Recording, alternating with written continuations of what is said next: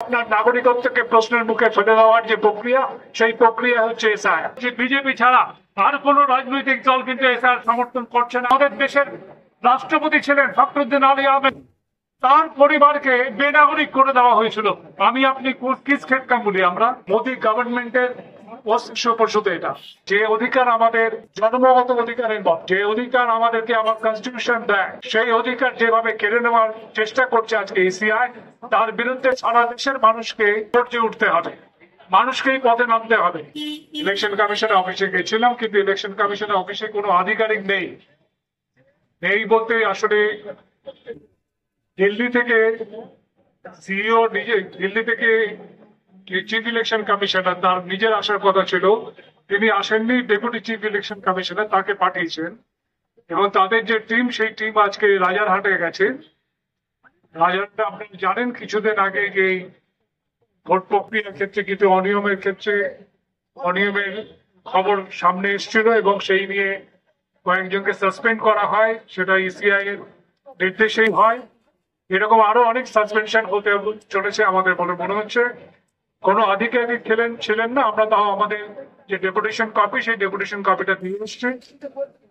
আপনাদের কাছে পরিষ্কার বলতে চাই, আমাদের অনেকক্ষণ ধরে এই কথা বলার মধ্যে দিয়ে আমরা বারবার করে একটা কথা বলেছি, যে অধিকার আমাদের জন্মগত অধিকারের মতো, যে অধিকার আমাদেরকে আমার কনস্টিটিউশন দেয়, সেই অধিকার যেভাবে কেড়ে নেওয়ার চেষ্টা করছে আজকে ইসিআই, তার বিরুদ্ধে সারা দেশের মানুষকে আমরা বারবার করে বলছি গর্জে উঠতে হবে, মানুষকেই পথে নামতে হবে।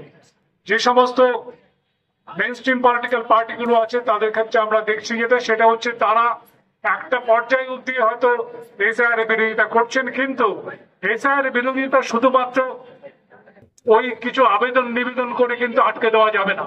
এবং এসআইআর প্রক্রিয়া যদি কোনো মতে হতে যাওয়া যায়, তাহলে কিন্তু যে এনআরসির ভূত আমরা বহুদিন ধরে দেখছি, যে এনআরসির যে সংখ্যা সারা ভারতবর্ষ জুড়ে তৈরি করার চেষ্টা হচ্ছে, বিশেষ করে বাংলাতে, এবং সেই এনআরসি কিন্তু ঘুরপথে হয়ে যাবে।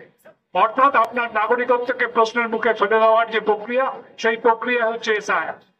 এসআইআর সম্বন্ধে আপনাদের খুব পরিষ্কার বলতে পারে, এই কথাগুলো আপনারা জেনেও নিন এবং এগুলো নিজেদের মধ্যে আলাপ আলোচনা করুন। এসআইআর এর আগে হয়নি।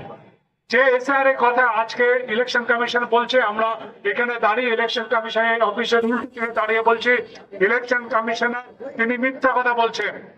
তিনি যে বলছেন এসআইআর, তিনি যদি দেখিয়ে দিতে পারেন যে 2002-তে যে ভোটার লিস্টের কথা তারা বলছেন, যে প্রামাণ্য নথির কথা তারা বলছেন, যে 2002-এ নাকি এসআইআর হয়েছিল এবং তার আগে এখনো 13 বার এসআইআর হয়েছে। কিন্তু এসআইআর হয়েছে এটা যদি দেখিয়ে দিতে পারেন যে স্পেশাল ইন্টেনসিভ রিভিশন হয়েছে, এটা যদি এর আগে কোথাও হতে পারে হয়েছে এরকম দেখাতে পারেন, এটা তারা দেখাতে পারবেন না, কারণ এটা ওই আইনে নেই। যে আইনের মোতাবেক এখানে ইলেকশন পরিচালিত হয়, সেই আইনে এই কথা বলা নেই। যে সংবিধানের যে 326 নম্বর ধারা, যেখানে এই কথার উল্লেখ আছে আমাদের নির্বাচন সংক্রান্ত, সেখানে এই কথা বলা নেই। এইটা হচ্ছে সমস্তটাই হচ্ছে ইসিআই এর মস্তিষ্ক প্রসূত। আরো পরিষ্কার করে বললে মোদী গভর্নমেন্টের মস্তিষ্ক প্রসূত এটা।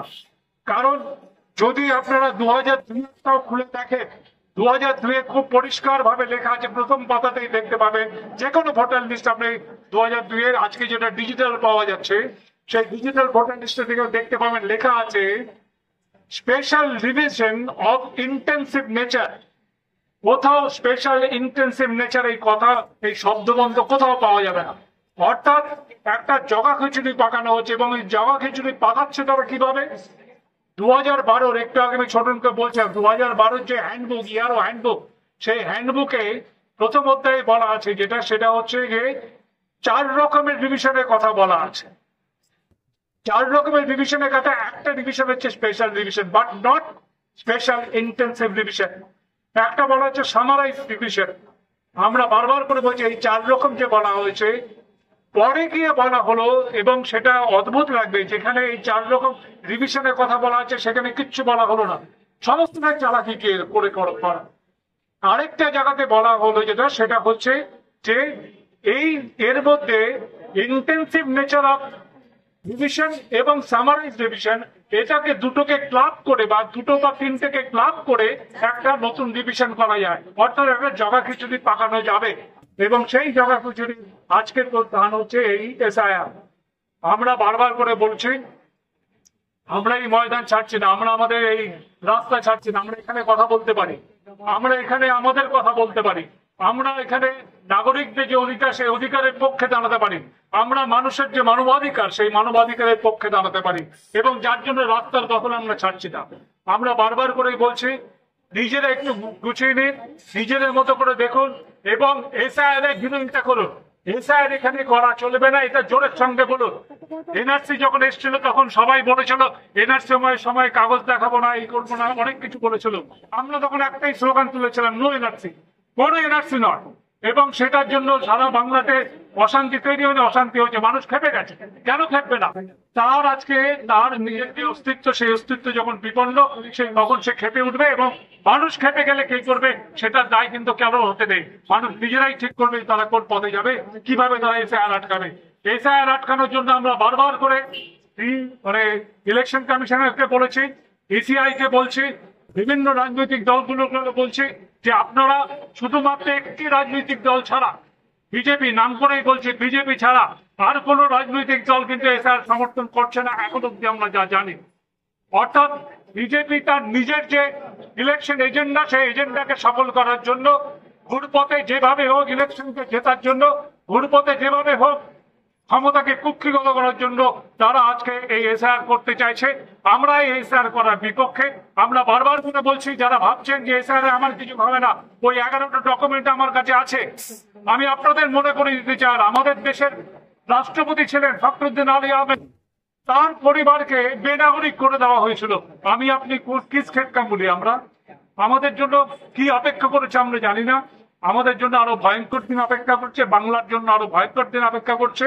এবং যারা সুযোগ খুঁজছে যে বাংলাকে অশান্ত করার জন্য, যারা সুযোগ খুঁজছে বাংলাতে বিভাজন তৈরি করার জন্য, যারা সুযোগ খুঁজছে বাংলার যে বৈধ নাগরিকরা আছে তাদেরকে বেনাগরিক করে দেওয়ার জন্য, তাদের বিরুদ্ধে আজকে যদি আমরা দাঁড়াতে না পারি, তাহলে আগামী দিনে ইতিহাস আমাদেরকে ক্ষমা করবে না। আজকের আমাদের এই যে সভা, সেই সভা আমরা এখানেই সমাপ্ত করছি। আমরা আশা করছি আগামী দিনে কলকাতার বুকে এবং সারা বাংলার বুকে বিভিন্ন জায়গাতে যেখানে যেখানে এসআইআর প্রক্রিয়া শুরু হতে যাবে, সেই সমস্ত জায়গাতে মানুষ প্রতিরোধ করবে। এবং মানুষ যদি প্রতিরোধ করে, তাহলে আমরা জানি কোনো কারোর ক্ষমতা নেই, গণতান্ত্রিক ব্যবস্থাতে কোনো কারোর ক্ষমতা নেই যে মানুষের মাথার উপরে পাড়া রেখে সে নাচতে পারবে। আমরা আপনাদের কাছে অনুরোধ করছি, যেভাবেই হোক এসআইআর এর সম্বন্ধে জানুন, বুঝুন। যদি মনে করেন যে এসআইআর নিয়ে আপনাদের কোনো প্রশ্ন আছে, যদি আপনাদের কোনো বিপ্রতি প্রশ্ন থাকে, তাহলে সেটাও আপনাদের সামনে রাখুন। আমরা আপনাদের এই সমস্ত প্রশ্নগুলি নিয়ে আপনাদের সাথে কথা বলতে চাই, আমরা মানুষের সাথে আলাপচারিতা করতে চাই। আমরা মনে করি গণতন্ত্রে আলাপচারিতা হচ্ছে সবচেয়ে বড় কথা। এবং জবরদস্তি যেখানে আজকে এসআইআর করতে যাচ্ছে, সেখানে আমরা বলবার করে বলছি, মানুষের কথা শোনো, মানুষকে তার মতো বাঁচতে দাও, মানুষের গণতান্ত্রিক অধিকার নিয়ে, তার মানবাধিকার নিয়ে, তার নাগরিকত্ব নিয়ে তাকে স্বাভাবিক সুস্থ সুন্দরভাবে বাঁচতে দাও। এইটা আমাদের দিক থেকে আমাদের আওয়াজ। আমরা আশা করছি এরপরে পরবর্তীকালে যে সমস্ত প্রোগ্রামগুলো হবে, আমরা সারা বাংলার বিভিন্ন জায়গাতে এই প্রোগ্রামগুলো করব। সেখানে আপনাদের মতো অন্য সাথীদের আমরা হয়তো সাথে পাবো। আপনাদের সবাইকে অসংখ্য ধন্যবাদ জানিয়ে আমাদের এই প্রোগ্রাম আজকে এখানেই শেষ করছি।